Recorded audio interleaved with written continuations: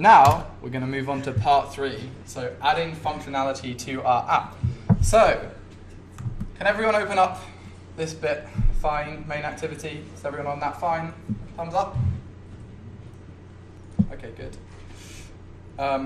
So, I've had an incredibly good idea for a very innovative app that we're going to make in just a second.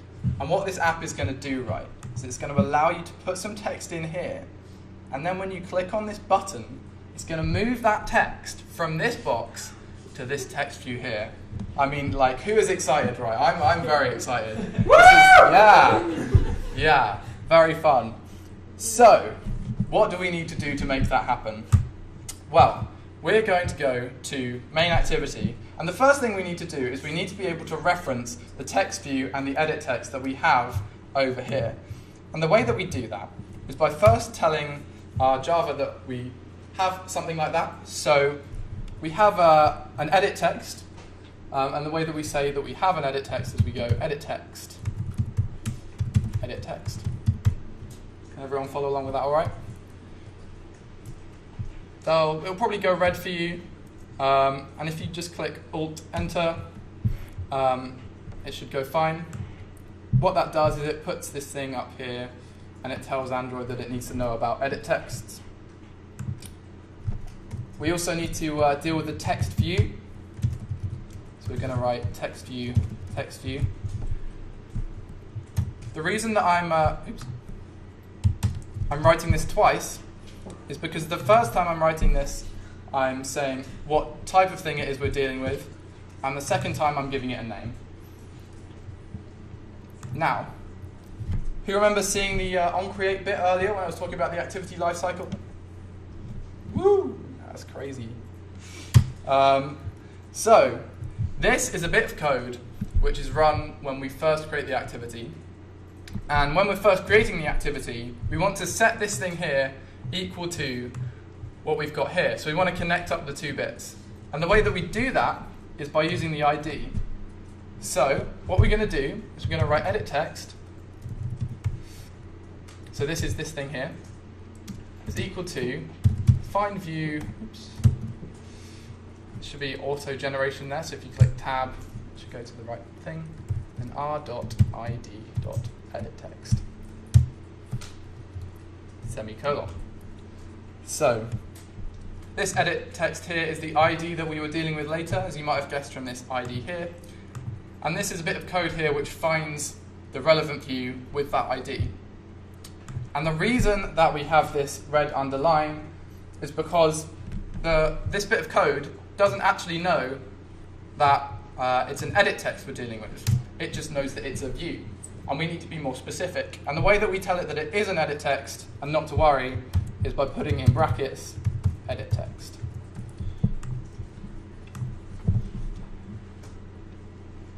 We're going to do the same with the text view, so we're going to write text view is equal to, in brackets, text view, find view by ID, r.id.text view.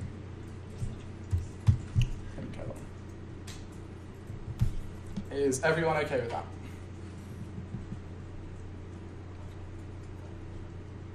Can you all read this code, by the way? Can you all see it? Okay. Good. Now, the next thing we're going to do is we're going to write a function or a block of code which is going to run when we press the button. And this is going to do all the stuff related to taking the text and moving it around. So we're going to start off by writing public void button clicked, brackets, and inside the brackets, view. Again, if you just click Alt-Enter, it'll get rid of that.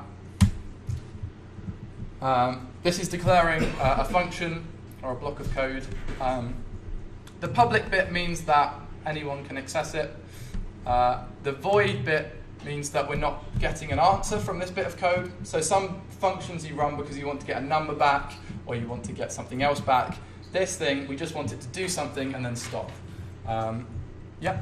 What do you mean by that it means anyone can access it? So other bits of code. So what we'll see later is we'll have Java classes. I'm not going to go into this in detail, but Java classes, which are things like this, associated with other activities, and they can access this bit of code. If you want to learn more about that stuff, then you'll need to learn a bit more about Java, and I'm not going to go into that right now. The next thing we're going to do is we are going to get the text that the user has put into the bottom text box. And we're going to store that as a string. Now, for those of you who don't know Java, a string is just like a bit of text, basically. Yeah. So we're going to write string text. Text here is the name, and string is the type. And then we're going to set this equal to edit text dot get text dot toString. Semicolon. So we're talking about the edit text view. We're getting the text from it, and then we're converting it into the right type. The next thing we're going to do is we're going to get rid of that from the edit text. So set the edit text to empty again. So we're going to write edit text dot set text. We're just going to put 2 quotation marks there. Is everyone with me? All good? Yep. Why do you need to convert it to a string? What type does get text return? I have no idea, actually. So something that's not a string, is it? Oh, char sequence. Right. And the last thing we're going to do is update that top text box to show that the text that we put in there. So we're going to write Textview, which is the top text box we had. It's equal to, dot set text to text. So we're setting the text equal to this string that we had earlier, which we called text. So if we now go up to this green triangle up here and click Run App, now I'm going to run it on my emulator, which I've got set up here. You should have the option to run it on a phone if you've connected a phone by USB cable to your laptops. And I'm just going to click OK.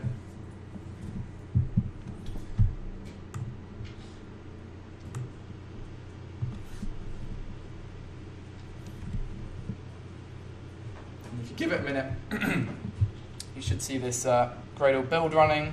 It's Android Studio putting your app together for you.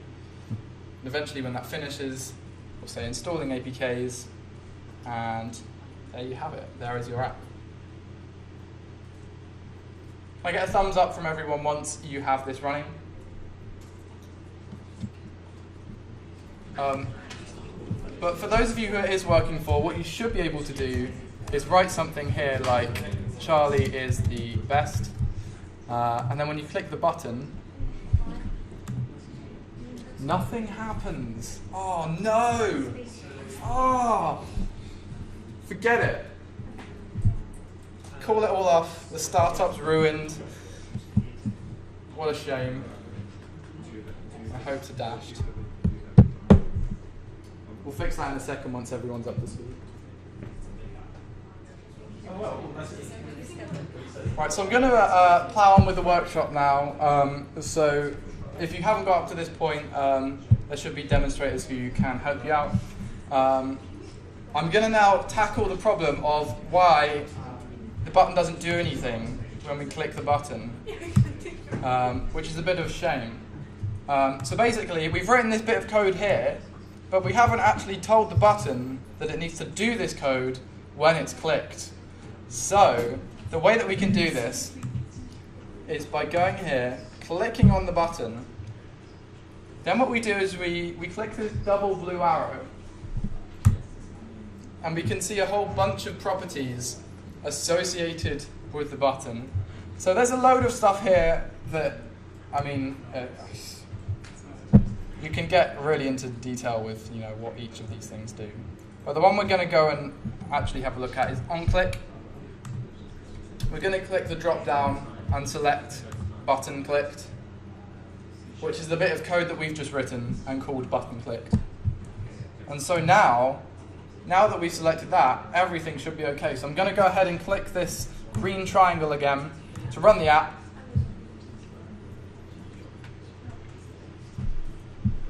Give it 1 second to create that.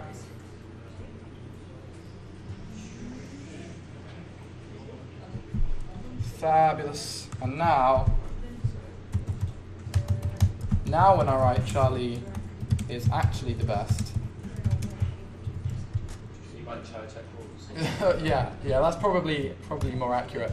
Charatek is the best. And I click on the button. Look at that. That is very exciting.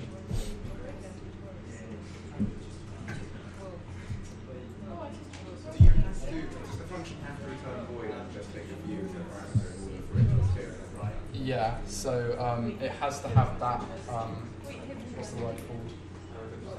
Yeah.